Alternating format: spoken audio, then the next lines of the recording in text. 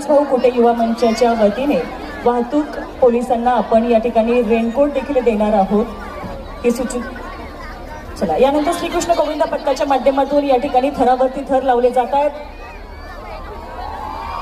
नमो पार्वती पतये हर हर, हाती घोडा पालकी,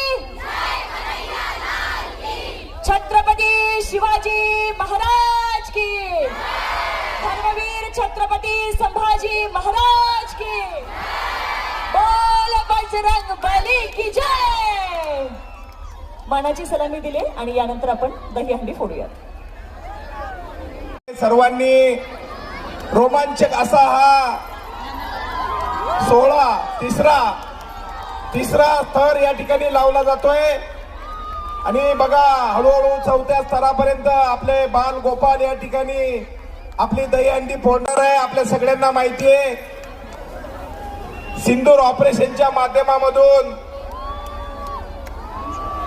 जसे सीमेवरती आपले सैनिक लढतायत, तसे बाल गोपाल आपले दहीहंडी फोडण्यासाठी या ठिकाणी चौथा थर देखील लावण्यात आलेला आहे. टाळ्या वाजवायचे सगळ्यांनी जोरात.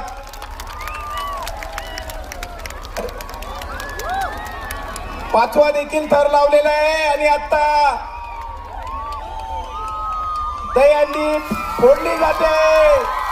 सर्वांनी टाळ्या वाजवून या ठिकाणी कैलास भाऊ कुटे युवा मंचच्या वतीनं सगळ्यांचं या ठिकाणी सहर्ष असं स्वागत आणि अतिशय उत्साहपूर्वक असा हा डोळ्यांना टिपणारा असा क्षण आपण सर्वजण अनुभवतोय. आणि आपल्या हिंदू धर्माची अस्मिता असणारा दहीहंडी उत्सव या पिंपरी चिंचवड शहरामध्ये कैलास भाऊ कुटेंच्या माध्यमातून केला जातोय. आणि फक्त दहीहंडीचा उत्सवच नव्हे, क्रेन खाली कुठे का क्रेन